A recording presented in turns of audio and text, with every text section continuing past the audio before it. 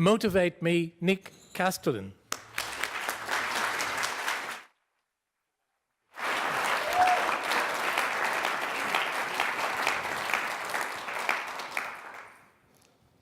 I love motivational speeches. You know what a good motivational speech is like? It's like when you have wilting celery. You know how celery, as it gets older, it goes limp and wilts? You know, you take a bunch of old celery and throw it down on the cutting board and they flop all over one another like a bunch of teenagers in a college common room. It's disgusting. And it tastes disgusting too. And that's not because it's wilting, that's just because it's celery.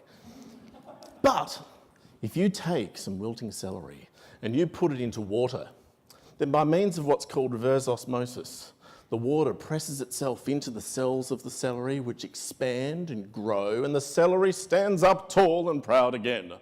And that, fellow Toastmasters and non-Toastmasters, is what a good motivational speech is like. Just kidding. I actually can't stand motivational speeches. You know, I can basically approach a motivational speech from one of two emotional perspectives, simplifying a bit. I'm either happy or I'm grumpy. Now, if I'm grumpy, then on the outside I look like this. But on the inside, I'm kind of channeling my inner teenager. Now, in that context, motivational speaker steps forward and says, happiness comes from within. You can be happy if you want to.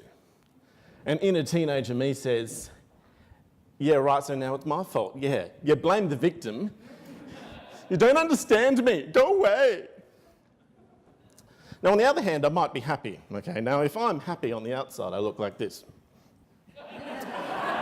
But on the inside, right, I'm running my inner mixtape, right? It's like, footloose, footloose, kick off your Saturday shoes. Pardon me.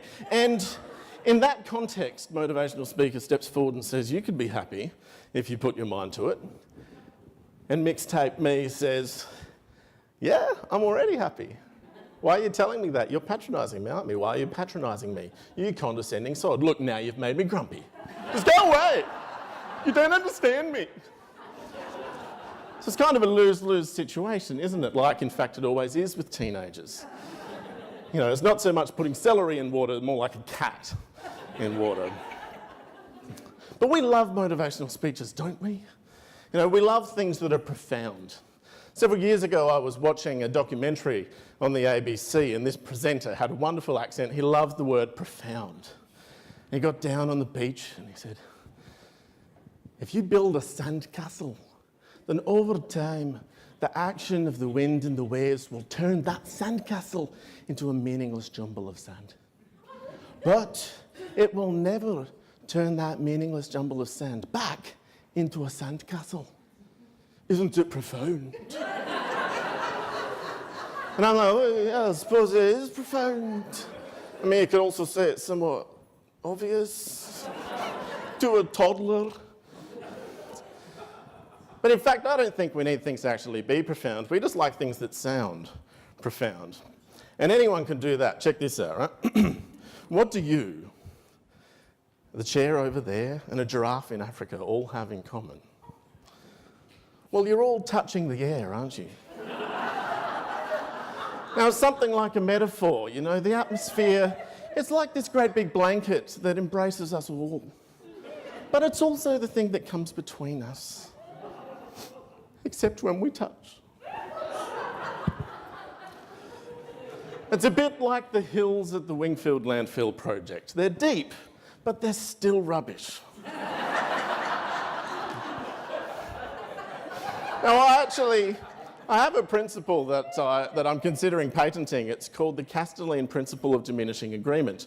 And if you take a standard sort of line from a motivational speech, my agreement initially starts at 100%, like indeed everyone's does, and then it just decreases from there. You know? So, for instance, we could say, all right, reach for your goals and don't let anything stand in your way.